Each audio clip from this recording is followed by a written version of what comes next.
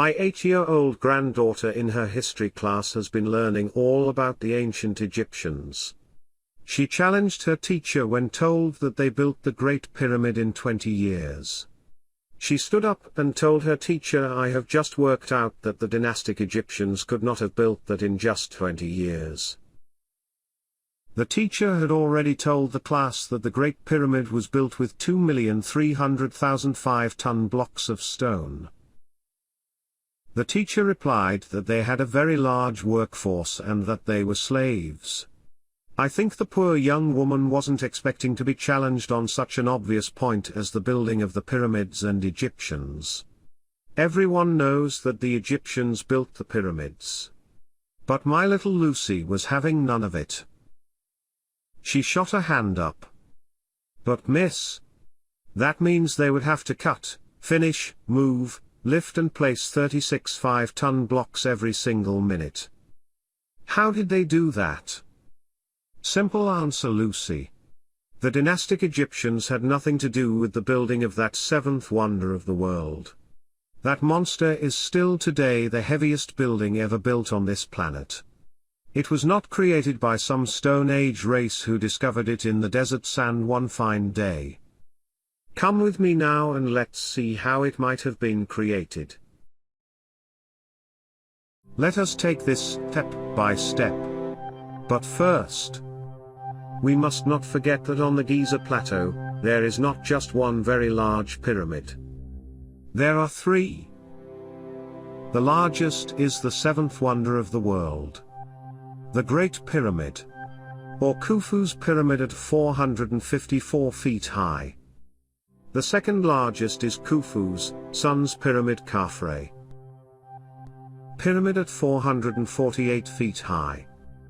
The third much smaller pyramid is Menkaure at 356 feet tall. There are also the remains of three other very small pyramids.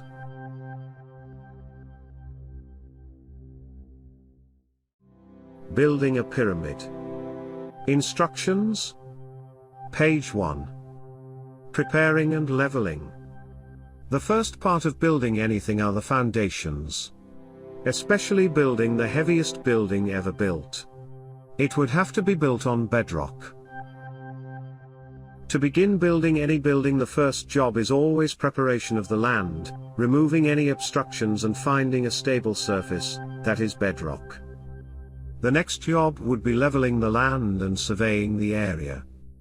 Then marking out dimensions in preparation for the first course of stone. Area to be prepared for the Great Pyramid is over 13 acres. This would have taken many years to prepare.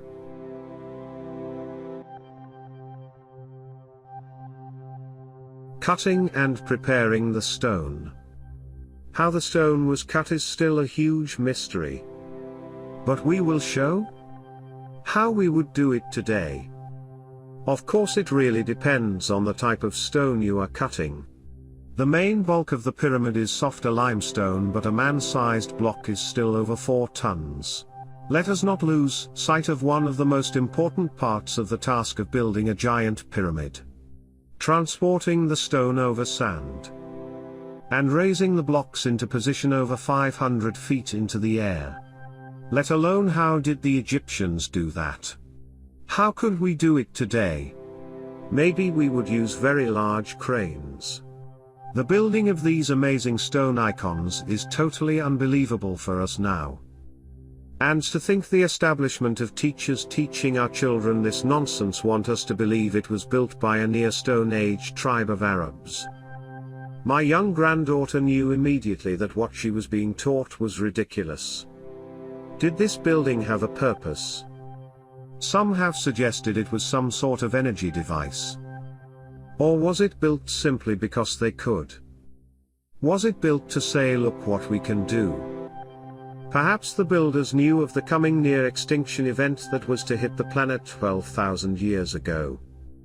To my mind, the building of the heaviest, largest building ever built on this planet was the technology of a pre-civilization that far surpasses our own now. They had use of an energy source that could move vast amounts of mass with ease and position without much effort with great precision.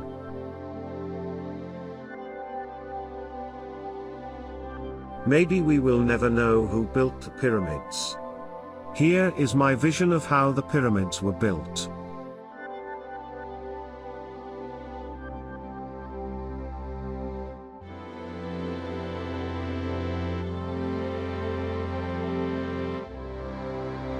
I hear many voices with your views.